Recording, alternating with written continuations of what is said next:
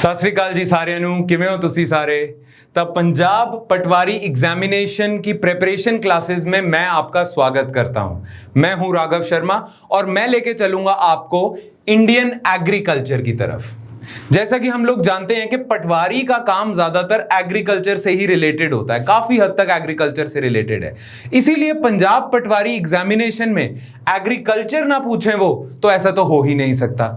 वो एक्सपेक्ट करते हैं कि एग्रीकल्चर की कुछ बेसिक नॉलेज तो सबको होनी चाहिए, तभी वो पटवारी बनने को क्वालिफाइड है, राइट? इसीलिए एग्रीकल्चर के बारे में सब कुछ पता होना बहुत ज्यादा इंपॉर्टेंट हो जाता है पंजाब पटवारी की एग्जामिनेशन की प्रिपरेशन के लिए। वैसे तो आपके सिलेबस में जो और कंपोनेंट्स हैं उनकी प्रिपरेशन भी बहुत ज्यादा इंपॉर्टेंट होती है, पर एग्रीकल्चर कुछ स्पेशल ही एक वो लेके चलता है, राइट? क्योंकि पटवारी का काम ही एग्रीकल्चर या उससे related activities, land related activities के साथ ज्यादा होता है। ठीक है, तो आज से हम स्टार्ट करेंगे एग्रीकल्चर कंपोनेंट आपका पंजाब पटवारी एग्जामिनेशन के लिए। नाउ आज का जो पर्टिकुलर लेक्चर होगा ना, वो आपको बस इंट्रोड्यूस करेगा इस कंपोनेंट से। आज मैं आपको बताऊंगा कि हमने क्या क्या कवर करना है, कितनी हमारी कवरेज होगी, किस टाइप के क्वेश्चंस आते हैं और हम कैसे प्रोसीड करेंगे इस तैयारी में। ठीक है, नाउ इंडियन एग्रीकल्चर को कवर करने के लिए फॉर दिस एग्जामिनेशन हम टोटल 15 क्लासेस लेंगे, राउंड अबाउट 15 क्लासेस।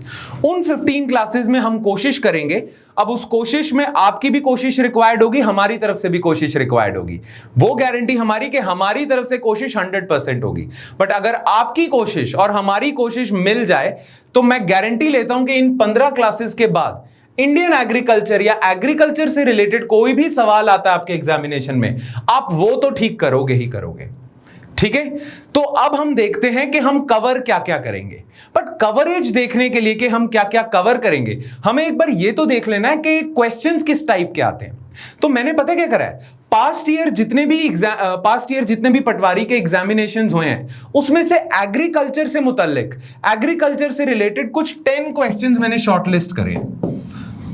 उन 10 क्वेश्चंस को हम अभी देख लेते हैं, उससे हमें आइडिया हो जाएगा कि हमने क्या क्या, किस हिसाब से सवाल पूछे जाते हैं और क्या क्या हमें कवर करना होता है, हमें क्या क्या रटना होता है, क्या क्या समझना होता है और क्या क्या पढ़ना होता है। ठीक है, और छोटी मोटी ट्रिक्स वगैरह के जहां एमसीक्यूज में जो क्वेश्चंस होते हैं उनमें से ऑप्शन एलिमिनेट करके सही आंसर वो करना, टिक करना, वो टेक्निक भी हम देखेंगे कैसे हो सकती है। ठीक है, तो सबसे पहले देखते हैं ये 10 क्वेश्चन जो पास्ट ईयर में पूछे गए हैं और इन 10 क्वेश्चन के मतलब कैसे इन्हें सॉल्व करना होता है। ठीक है, तो 10 क्वेश्चन देखते हैं, फिर हम सिलेबस की तरफ आएंगे। ठीक है, ओके, तो एक एक करके सिलेबस क्वेश्चंस देखते हैं। एक क्वेश्चन है, Kisan Mitra is an employ of. Now Kisan Mitra government की तरफ से ना किसान के लिए एक सुविधा है। किसान को जो जो चीजें चाहिए होती है ना, जैसे कि फॉर एग्जांपल फर्टिलाइजर कितना चाहिए, जो जो एडवाइजरीज उसे चाहिए होती है, जो जो सहयोग चाहिए होता है कि कितना, किस लैंड पे कौन सा फर्टिलाइजर लगाना है, कैसे पेस्टिसाइड यूज करने हैं, ये सारा जो सहयोग होता है ना गवर्नमेंट की तरफ से किसान के लिए, उसे हम कह देते हैं एग्रीकल्चरल एक्सटेंशन सर्विस। ये एग्रीकल्चर एक्सटेंशन होती है, गवर्नमेंट की तरफ से एक्सटेंशन है कि किसान का एक तरह से किसान का हाथ बटाना। ठीक है, गवर्नमेंट एडवाइस देती है कि आप ऐसा करो ऐसा करो। जैसे डीडी पे कृषि चैनल आता था, कृषि डीडी कृषि, या किसान रेडियो होता है, किसान ऐप है ना, ये एग्रीकल्चरल एक्सटेंशन का पार्ट है ना। एग्रीकल्चरल एक्सटेंशन का ही पार्ट है आपका एक किसान मित्र। कई बारी क्वेश्चंस ना आपको नाम से ही समझ आ जाते हैं। ठीक है, नाम से ही आपको पता चल जाएगा कि ये किस बारे में, अगर आपने इसके बारे में पढ़ा भी ना हो ना, आपने कहीं सुना भी ना हो किसान Mitra is an employ of, या किसान मित्र है कौन, तो भी नाम से आप बता सकते हो किसान मित्र मतलब किसान का दोस्त, यानी कि गवर्नमेंट की तरफ से किसान का दोस्त। दोस्त क्या करेगा, किसान के साथ खेती तो नहीं करेगा, पर उसे टाइम टू टाइम एडवाइस देता जाएगा। तो किसान मित्र हो ना हो, ये एग्रीकल्चरल एक्सटेंशन से रिलेटेड है। अच्छा, अगर आपको पॉलिटी की बेसिक सी नॉलेज है ना, तो आपको पता होना चाहिए कि जो एग्रीकल्चर है ना वो स्टेट का सब्जेक्ट है, यानी कि स्टेट गवर्नमेंट्स का काफी रोल होता है एग्रीकल्चर को संभालना स्टेट गवर्नमेंट की रिस्पॉन्सिबिलिटी है, क्योंकि पॉलिटी में लिखा है कि agriculture is a state subject. Centre जो है ना अपनी तरफ से मेजर प्रोग्राम्स और पॉलिसीज निकाल सकती है, पर मेन रिस्पॉन्सिबिलिटी स्टेट की है। तो अगर आपको ये दोनों चीजें पता है, नाम से आपने आइडिया लगा लिया, और अगर आपको पता है कि एग्रीकल्चर जो है बेसिकली स्टेट का है, ठीक है, तो भी आप ये क्वेश्चन सॉल्व कर सकते हो। अब इन्होंने पूछा Kisan Mitra is an employ of, government की तरफ से किसान को सहयोग देने के लिए किसान मित्र किसका एम्प्लॉय होगा? यूनियन गवर्नमेंट का नहीं हो सकता। क्यों? क्योंकि यूनियन गवर्नमेंट एक तरह से मतलब सिर्फ ब्रॉड स्कीम्स एंड पॉलिसीज हैं, मेन रिस्पॉन्सिबिलिटी तो स्टेट की है। स्टेट गवर्नमेंट हो सकता है, बिल्कुल हो सकता है। मिनिस्ट्री ऑफ एग्रीकल्चर तो सेंटर का हो गया, तो यूनियन गवर्नमेंट, ये और ये ऑप्शन तो एलिमिनेट हो गए, ये और ये एक ही बात है, ठीक है। नाबार्ड और स्टेट गवर्नमेंट में चॉइस है। अब यहां पे आप स्टेट गवर्नमेंट पे आंख मूंद के कर सकते हो, क्योंकि नाबार्ड भी ना एक एजेंसी है और ये एक स्टैट्यूटरी एजेंसी है। यहां पे अगर आपको ये नहीं भी पढ़ा, वैसे तो हम कोशिश करेंगे कि ऐसे फैक्ट्स हम सारे पढ़े, पर अगर नहीं भी पढ़ा ना तो भी आप आंख मूंद के कह सकते हो कि हाँ स्टेट गवर्नमेंट ही होगा, और स्टेट गवर्नमेंट ही है।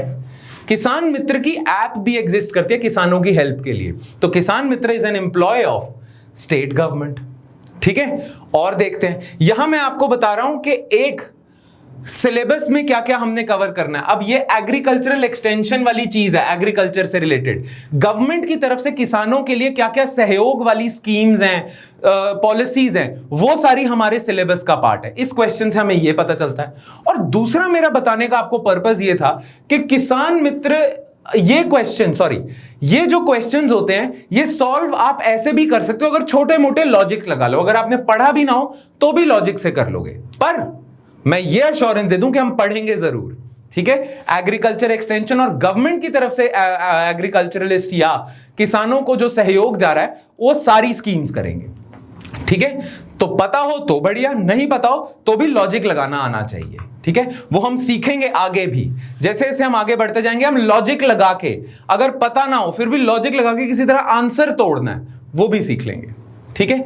Next, green revolution has been most successful for. Now इस सवाल से हमें पता चलता है कि ग्रीन रेवोल्यूशन, इंडिया के एग्रीकल्चर को समझने के लिए हरित क्रांति, ग्रीन रेवोल्यूशन को समझना बहुत ज्यादा जरूरी है।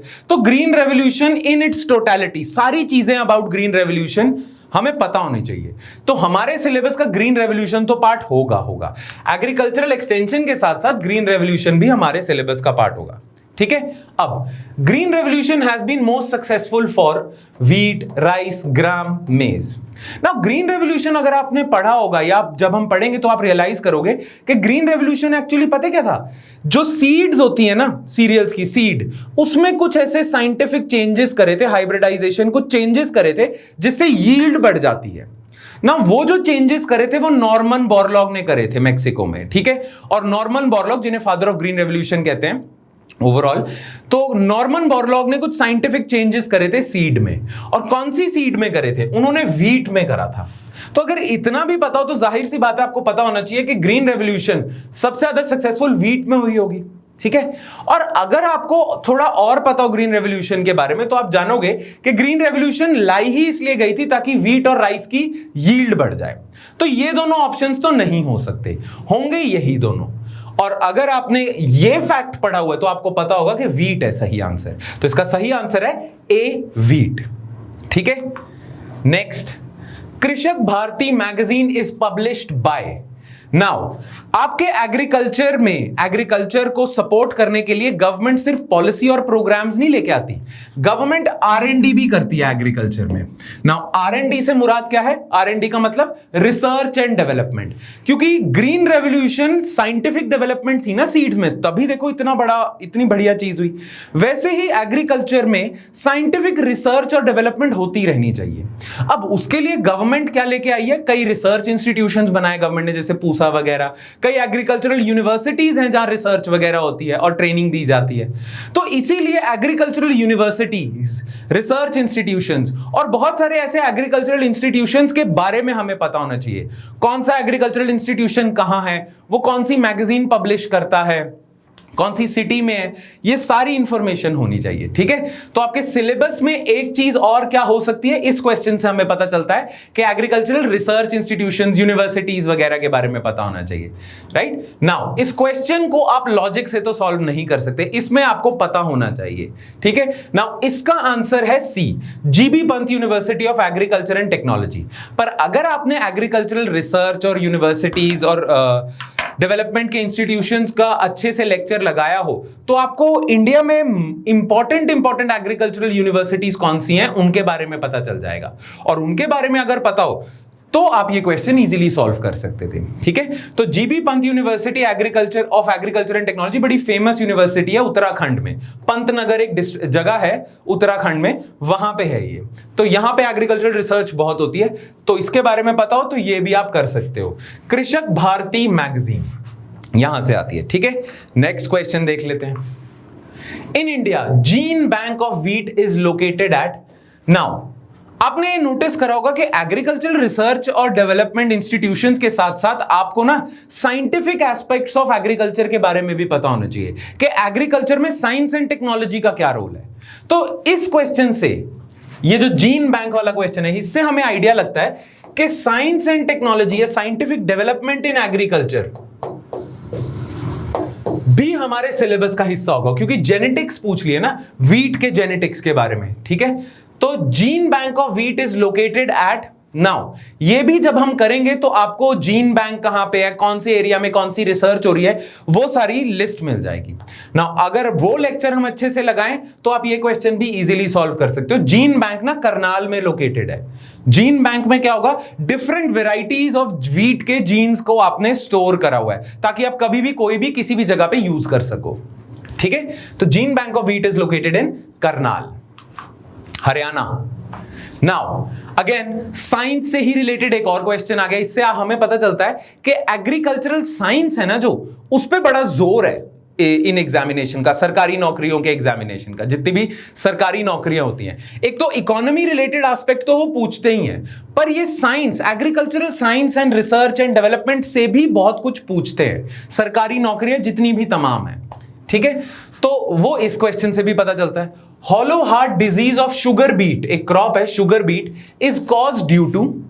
अब हॉलो हार्ट डिजीज ना शुगर बीट में होता है माइक्रो न्यूट्रिएंट्स की डेफिशिएंसी से, और एक स्पेशल माइक्रो न्यूट्रिएंट है जिसका नाम है बोरॉन। तो बोरॉन की डेफिशिएंसी से हॉलो हार्ट डिजीज हो जाता है। आप देख रहे हो ना आप कि साइंस का कितना ज्यादा जोर है, एग्रीकल्चरल साइंस का। ठीक है, तो उसको तो हम और अच्छे से करेंगे। इकोनॉमी ऑफ इंडियन एग्रीकल्चर और साइंस ऑफ इंडियन एग्रीकल्चर हम अच्छे से करेंगे। नाउ इस क्वेश्चन का आंसर है बी, बोरॉन डेफिशिएंसी। आगे बढ़ते हैं। Artificial application of water to the soil for the purpose of crop pollution is called. Crop पे अगर पेस्टिसाइड रेजिड्यू है या सॉइल वगैरह पे कोई पोल्यूशन वगैरह हो रहा है, मिट्टी वगैरह चढ़ी हुई है, कोई भी टाइप का पोल्यूशन है, उसको हटाने के लिए आप क्या करते हो, इरिगेशन करते हो, है ना, पानी फ्लो करवाते हो, इरिगेशन करवाते हो। तो जब आप इरिगेशन करते हो तो कोई पोल्यूटेंट्स पानी के साथ ही बह जाते हैं, राइट। तो इसीलिए कहा यह जाता है कि क्रॉप पोल्यूशन को रोकने के लिए आपको इरिगेशन करना पड़ता है। तो यहां पे एक ही ऑप्शन है जो सही है, इरिगेशन, क्योंकि ड्रिप इरिगेशन और फ्लो इरिगेशन तो टाइप ऑफ इरिगेशन है। ड्रिप इरिगेशन तो होगा कि प्लांट के ना बिल्कुल रूट पे ड्रॉप करके पानी डालना है, ठीक है, ताकि पानी की बचत हो। फ्लो इरिगेशन पता है क्या है, पानी को एक हाइट पे रख दिया आपने, ठीक है, स्टोर करके, वहां से ऑटोमेटिकली फ्लो करता जाएगा, फिर खुला छोड़ दिया टैप, ऑटोमेटिकली फ्लो करता जाएगा, वो फ्लो इरिगेशन है। तो इरिगेशन मेजर कैटेगरी है जिससे आप ये कर सकते हो, ठीक है। तो इरिगेशन भी इंपॉर्टेंट है ना। इस क्वेश्चन से हमें यह पता चलता है कि इरिगेशन के बारे में भी करना है, तो इरिगेशन को लेके भी एक सेपरेट क्लास करेंगे हम, ठीक है। Next, which is the largest wheat producing Indian state as per 2013-14 records? Now ये क्वेश्चन पुराना है ना, ये क्वेश्चन उस टाइम पे है जब 2013-14 के रिकॉर्ड्स आए होंगे, राइट। तो इंडिया में कौन सी स्टेट कितना प्रोड्यूस करी है, कौन सा लार्जेस्ट प्रोड्यूसर ऑफ व्हीट है, कौन लार्जेस्ट प्रोड्यूसर ऑफ राइस है इन रीसेंट टाइम्स, वो भी हमें पता होना चाहिए। उससे रिलेटेड ट्रिविया या स्टैट्स हमें पता होने चाहिए, ठीक है। इस क्वेश्चन से हमें यह पता चलता है कि फूड प्रोडक्शन रिलेटेड स्टैट्स कि कौन सी क्रॉप सबसे ज्यादा प्रोड्यूस होती है, कौन सी स्टेट कौन सी क्रॉप में नंबर 1 प्रोड्यूसर है, कौन सी लीस्ट प्रोड्यूसिंग है, वो पता होना चाहिए। तो इस साल ना यूपी था, Uttar Pradesh largest producer of wheat, तो वो हम कर लेंगे, ठीक है। Next, who announce the introduction of national food security act. Now national food security act आया था 2013 में, ठीक है।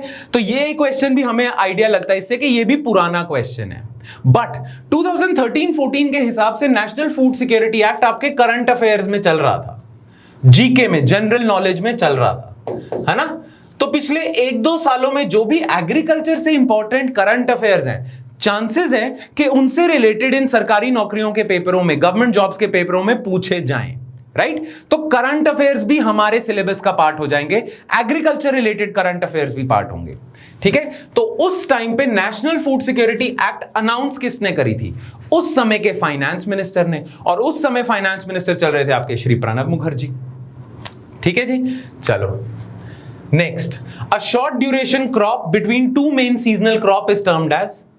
अब इस क्वेश्चन से हमें पता चलता है कि डिफरेंट क्रॉपिंग पैटर्न्स के बारे में भी आपको पता होना चाहिए, नॉलेज होनी चाहिए।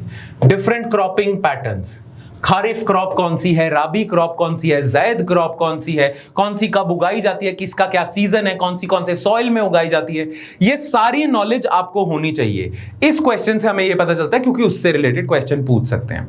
नाउ जब हम क्लासेस करेंगे ना अपना, जब पूरा लेक्चर सीरीज खत्म कर लेंगे, तब आपको आइडिया हो जाएगा डिफरेंट क्रॉपिंग पैटर्न्स के बारे में।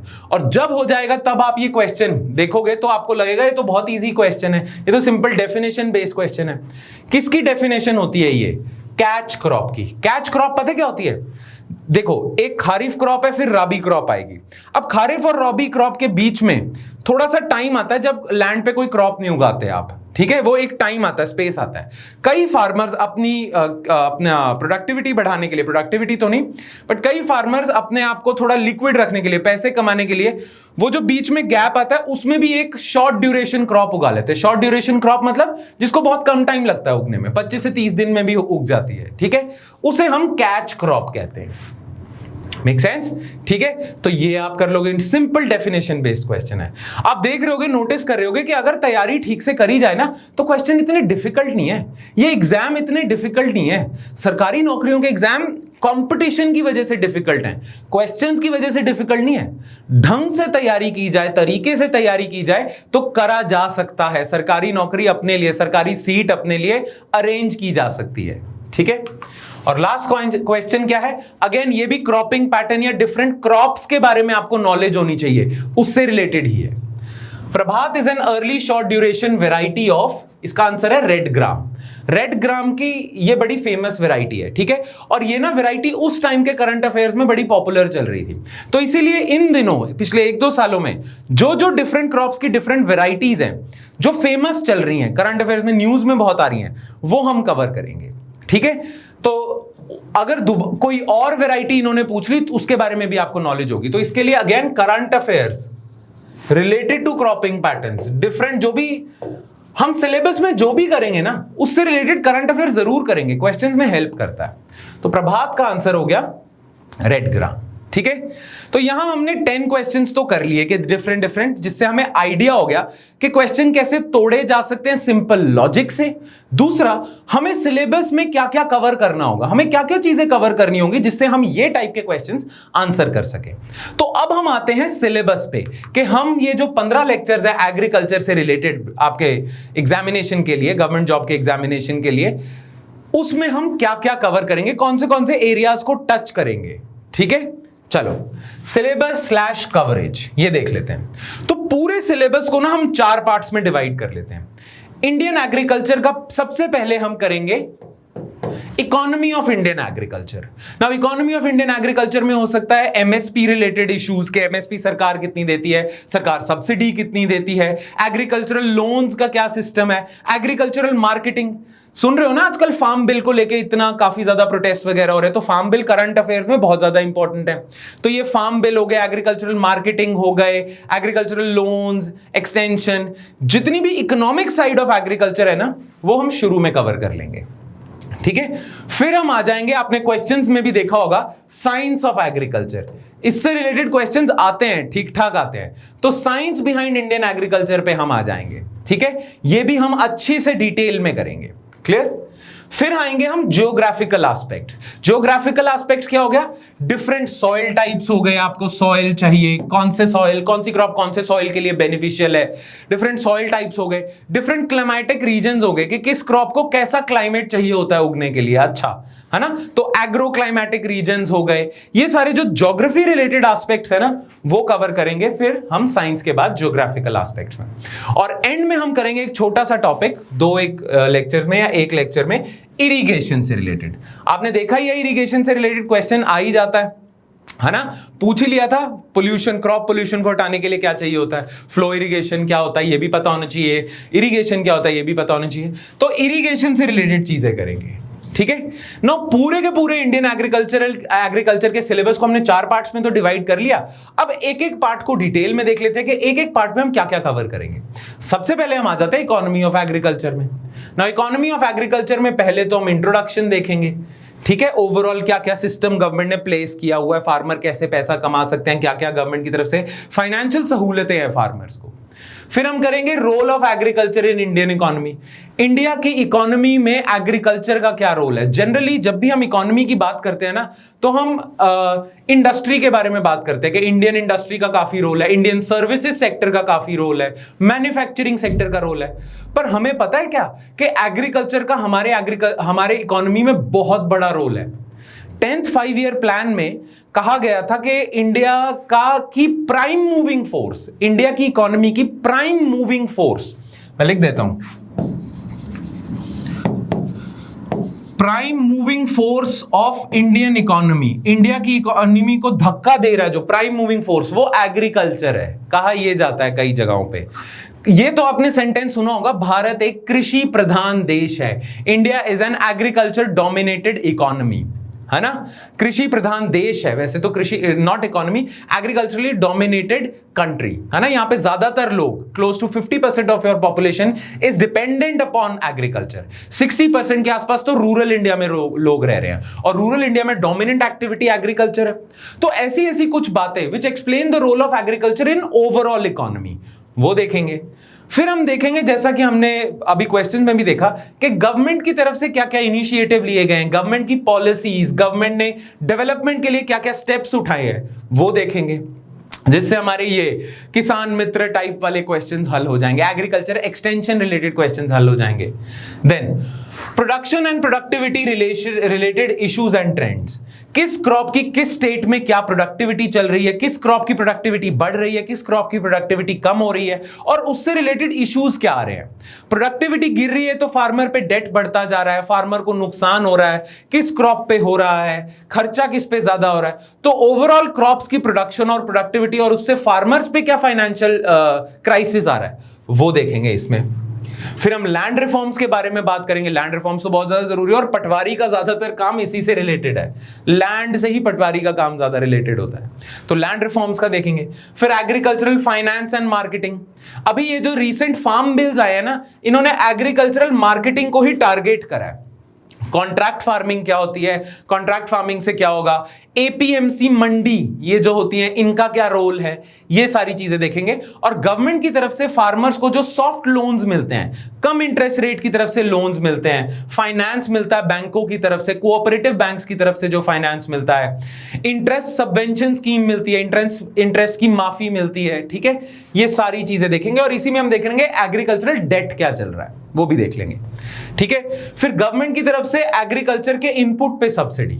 अब एग्रीकल्चर के में इनपुट क्या यूज हो रहा है, देखो फर्टिलाइजर यूज हो रहे हैं, पेस्टिसाइड यूज हो रहे हैं, इंसेक्टिसाइड यूज हो रहे हैं, वीसीडिसाइड यूज हो रहे हैं, इरिगेशन के लिए वाटर यूज हो रहा है। इन सारी चीजों पे गवर्नमेंट सब्सिडी देती है, तो उसका क्या रोल है वो देखेंगे। फिर हम देखेंगे फूड सिक्योरिटी, है ना। ये जो एफसीआई है, एफसीआई के गोडाउन है, food corporation of India, MSP पे जो प्रोक्योरमेंट होती है, नेशनल फूड सिक्योरिटी एक्ट, आपने देख ही लिया, क्वेश्चन भी आया हुआ इससे। तो फूड सिक्योरिटी रिलेटेड गवर्नमेंट के इश्यूज क्या हैं, गवर्नमेंट की पॉलिसीज क्या हैं, गवर्नमेंट के एक्ट्स क्या हैं, और क्या सिचुएशन चल रही है, वो कर लेंगे। और एंड में हम देखेंगे ग्रीन रेवोल्यूशन। ग्रीन रेवोल्यूशन पे तो आपने देख ही लिया, क्वेश्चन भी है, और ग्रीन रेवोल्यूशन इंडियन एग्रीकल्चर को बिना ग्रीन रेवोल्यूशन के समझा ही नहीं जा सकता, तो ये तो करना ही करना है। ठीक है, इकोनॉमी हो गया, फिर उसके बाद हम साइंस पे आ जाएंगे, साइंस ऑफ इंडियन एग्रीकल्चर। अब इसमें हम आजकल काफी डिबेट चल रही है जीएम क्रॉप्स की। ठीक है, बीटी कॉटन है, जैसे bacillus thuringiensis cotton, genetically modified cotton है। जीएम क्रॉप्स को लेके क्या डिबेट चल रही है, बीटी कॉटन को लेके क्या किसानों के इश्यूज हैं, क्या प्रॉब्लम है, क्या सिचुएशन है, क्या साइंटिफिक एस्पेक्ट्स हैं जेनेटिकली मॉडिफाइड क्रॉप्स को लेके, वो देखेंगे।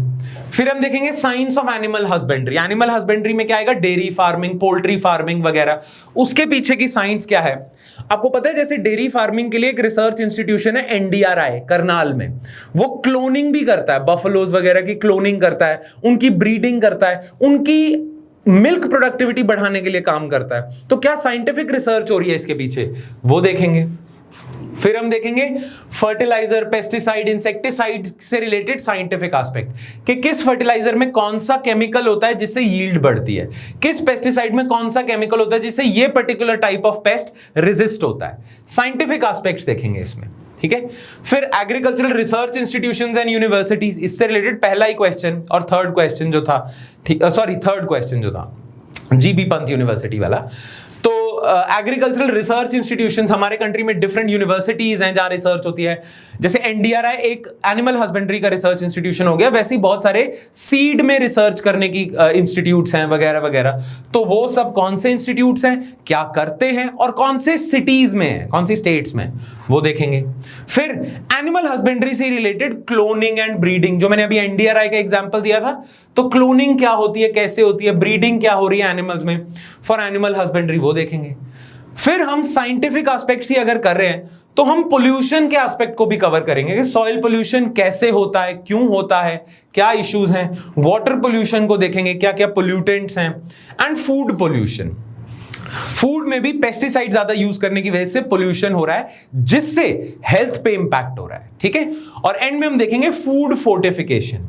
फूड फोर्टिफिकेशन क्या होता है, जैसे मैं आपको एग्जांपल देता हूं, कोई भी फूड होता है ना टाइप का, वो किसी ना किसी न्यूट्रिएंट में डेफिशिएंट होता है, मतलब उसमें कमी होती है।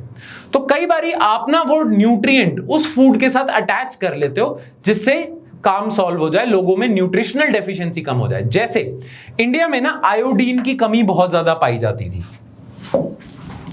इंडिया में आयोडीन की कमी बहुत होती थी लोगों में, नॉट पूरे कंट्री में, मतलब लोगों में आयोडीन की कमी होती थी। अब आपकी बॉडी में अगर आयोडीन कम हो जाए तो आपको डिजीजेस हो जाते हैं, जैसे गोइटर वगैरह डिजीज हो जाएगा।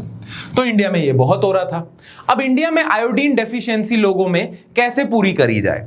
नाउ गवर्नमेंट ने ये देखा कि देखो सारी दुनिया नमक तो खाती है, ठीक है, सारी दुनिया नमक खाती है, तो क्यों ना नमक में ही आयोडीन को फोर्टिफाई कर लिया जाए, अटैच कर लिया जाए। तो नमक में ही अगर आयोडीन अगर आप डाल दोगे तो लोग नमक तो खाते हैं, आयोडीन भी पूरा हो जाएगा। तभी आयोडाइज नमक आने शुरू हो गए थे, आयोडाइज सॉल्ट, जिन्हें कहते हैं एड्स में आता है टाटा सॉल्ट, आयोडीन युक्त नमक, है ना। तो ये सारी चीजें, ये एक एग्जांपल हो गया फूड फोर्टिफिकेशन का। वैसे ही डिफरेंट डिफरेंट न्यूट्रिएंट्स आप फूड में डाल देते हो जिससे लोगों में वो न्यूट्रिशनल डेफिशिएंसी कम हो जाती है।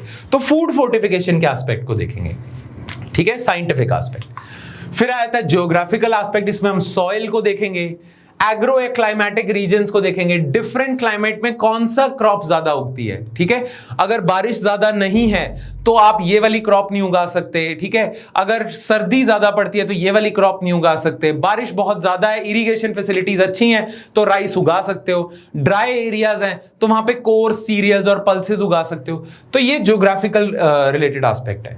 इसी में ही हम क्रॉपिंग पैटर्न्स करेंगे। देखा था ना अभी कैच क्रॉप रिलेटेड क्वेश्चन, है ना, कैच क्रॉप क्या होती है, तो डिफरेंट क्रॉपिंग पैटर्न, सीजन्स क्या है, खारिफ क्रॉप, राबी, ज़ैद वगैरह वगैरह।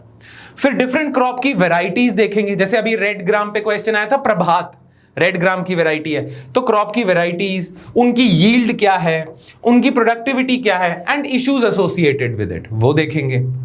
फिर आजकल क्लाइमेट चेंज से रिलेटेड बहुत बातें हो रही हैं, तो लाजमी है कि जितनी भी सरकारी नौकरियों के पेपर है, ठीक है, गवर्नमेंट जॉब्स के एग्जाम है, वो क्लाइमेट चेंज से रिलेटेड क्वेश्चन पूछे। अब क्लाइमेट चेंज का ना इंपैक्ट हमारे एग्रीकल्चर पे भी हो रहा है, तो इसीलिए impact of climate change on agriculture को भी स्टडी करना इंपॉर्टेंट है।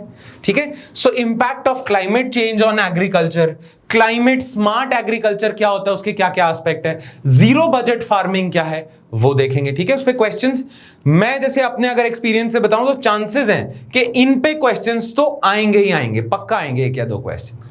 ऑलराइट, और लास्ट में हम करेंगे irrigation, different form of irrigation क्या क्या होते हैं, जैसे टैंक इरिगेशन क्या है, कैनाल इरिगेशन क्या है, वेल इरिगेशन क्या है, ये various programmes and schemes for irrigation. ठीक है, वेरियस प्रोग्राम्स वगैरह जैसे कृषि उन्नति योजना होगी, ठीक है, और प्रधानमंत्री कृषि सिंचाई योजना, ठीक है, पर ड्रॉप मोर क्रॉप वगैरह वगैरह, गवर्नमेंट की स्कीम्स वगैरह वो देखेंगे। फिर माइक्रो इरिगेशन आजकल बड़ा हॉट टॉपिक है, इसमें ड्रिप इरिगेशन आता है, स्प्रिंकलर इरिगेशन आता है। तो micro irrigation and its various techniques यानी कि ड्रिप एक टेक्निक है, स्प्रिंकलर एक टेक्निक है। वो problems related to over irrigation, कुछ एरियाज हिंदुस्तान के ऐसे हैं जहां पे इरिगेशन बिल्कुल नहीं फैसिलिटी है, किसानों को बहुत नुकसान होता है। और जिन जगहों पे इरिगेशन फैसिलिटी अच्छी है ना, जैसे पंजाब, हरियाणा, वेस्टर्न यूपी, वहां किसान ओवर यूज कर रहे हैं, सारा अंडरग्राउंड वाटर ऑलमोस्ट खत्म होने वाला है। तो ओवर इरिगेशन से रिलेटेड इश्यूज क्या है वो देखेंगे। फिर पोल्यूशन, वाटर पोल्यूशन, एक तो पानी की स्केर्सिटी होती जा रही है, ऊपर से जो रह गया वो भी पोल्यूट होता जा रहा है, तो water pollution and scarcity of various water resources, इसको देखेंगे। क्लियर, और इसी के साथ हमारा खत्म हो जाएगा 15 और 100 लेक्चर्स, एक आधा लेक्चर ऊपर नीचे हो सकता है। 15 और 100 लेक्चर्स में पूरा का पूरा एग्रीकल्चर रिलेटेड आपका preparation for your government jobs. Alright, ठीक है, तो आज के लेक्चर में हम इतना ही करते हैं। कल से नेक्स्ट लेक्चर से हम स्टार्ट करेंगे यही टॉपिक्स को स्टडी करना। आज का मेरा पर्पस था कि आपको रूबरू करवा दिया जाए, आपको इंट्रोड्यूस करवा दिया जाए इन टॉपिक से कि आपने करना क्या है, कवरेज आपको पता होना चाहिए और किस टाइप के क्वेश्चंस आते हैं ये पता होना चाहिए। Alright, so that's it from my side guys, मेरी साइड से इतना ही। Thank you so much for listening to me, for bearing with me. I will see you next time with the lecture. Thank you.